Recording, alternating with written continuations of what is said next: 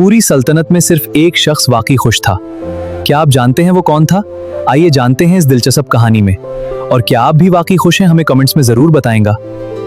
बादशाह अमृत अपनी रियाया से मोहब्बत करता था और अपने मुल्क के मामलात की अच्छी तरह देखभाल करता था।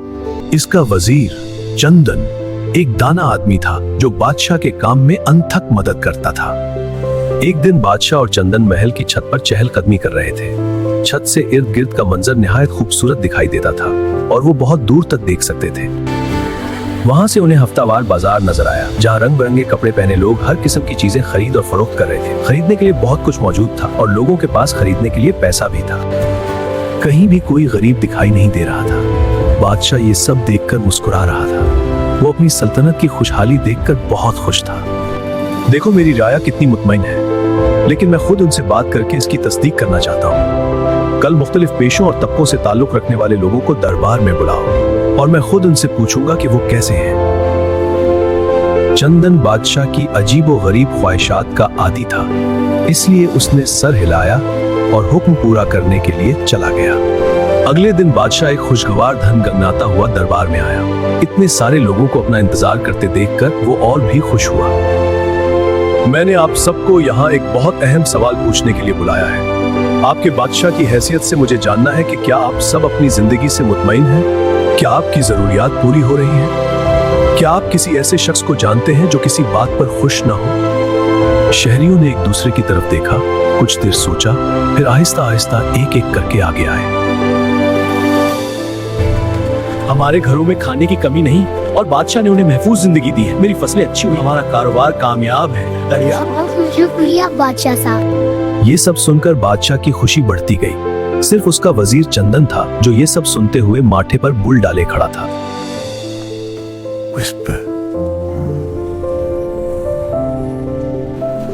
मुझे खुशी है कि आप सब ने कहा कि आप खुश हैं, लेकिन मैं इसकी आजमाइश करना चाहता हूँ। कल मैं चाहता हूं कि मेरी सल्तनत के तमाम खुश लोग शाही बाग में मुझसे मिलने आए। आप सब मरकजी दरवाजे से बाग में दाखिल होंगे। बाग पार करके पिछले दरवाजे पर मुझसे मिलेंगे। बाग में दाखिल होते वक्त आप में से हर एक को एक ठेला दिया जाएगा और आप अपनी मर्जी के मुताबिक जितने फल या फूल चाहें उसमें भर सकते हैं। लोगों में खुशी की लहर दौड़ गई। ये तो बहुत मजे की बात लग रही थी। आमतौर पर किसी को भी बादशाह के खास बाग में दाखिल होने की इजाजत नहीं थी। बादशाह ने इस बाग में दुनिया भर से दरख्त लगवाए थे। अगले दिन मुकर्ररा वक्त पर सब लोग बाग के दरवाजे पर जमा हो गए। सिपाहियों ने दरवाजे खोल दिए और सबको ठेले दे दिए। मर्द, औरतें और बच्चे खूबसूरत बाग में घूमने लगे। उन्होंने दरख्तों पर रसीले सेब भरे। सब अपनी पसंद की चीजें तोड़ तोड़कर अपने ठेले भरने लगे। लेकिन जैसे जैसे वो बाग के अंदर जाते गए, वो जंगल की तरह घुना होता गया और वहाँ उन्होंने ऐसे दरख्त देखे जिन पर सोने के सेब, चांदी के आम और जवाहरात से जुड़े हुए फूल लगे हुए थे। सब लोगों ने पहले जमा किए हुए आम फल अपने थैलों से निकालकर फेंक दिए और दीवानावार उन कीमती फलों और फूलों से थैले भरने लगे। वो ये भी भूल गए कि कल ही उन्होंने कहा था कि उनके पास अपनी जरूरत से ज्यादा सब कुछ मौजूद है। लालच ने उनके दिलो दिमाग पर कब्जा कर लिया। फिर अपने थैले पूरी तरह भरकर सब लोग बाग के पिछले दरवाजे की तरफ रवाना हुए, जहां बादशाह उनका इंतजार कर रहा था। और अचानक उन्होंने देखा कि एक तेज बहता हुआ नाला उनका रास्ता रोक रहा है। नाला ज्यादा चौड़ा नहीं था, लेकिन उसका बहाव बहुत तेज था। वहां कोई कश्ती मौजूद नहीं थी। साफ जाहिर था कि सिर्फ तीर कर ही दूसरी तरफ जाया जा सकता। फिर एक नौजवान ने वही किया जो सब जानते थे कि करना पड़ेगा। उसने अपना थैला किनारे पर छोड़ दिया, पानी में उतरा और तीर कर दूसरी तरफ पहुंच गया। आहिस्ता आहिस्ता बाकी लोग भी उसके पीछे चल पड़े। अफसोस और आवाजारी करते हुए उन्होंने अपने वो थैले छोड़ दिए जिनको जिंदगी भर की दौलत समझ रहे थे, और नाला पार करके दूसरी तरफ पहुंच गए।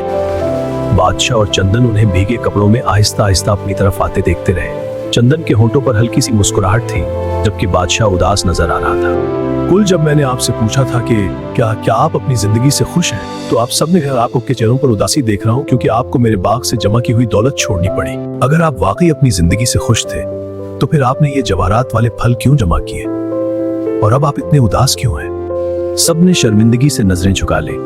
सिर्फ वो नौजवान जिसने सबसे पहले अपना ठेला छोड़कर नाला पार किया था, बेफिक्र दिखाई दे रहा था।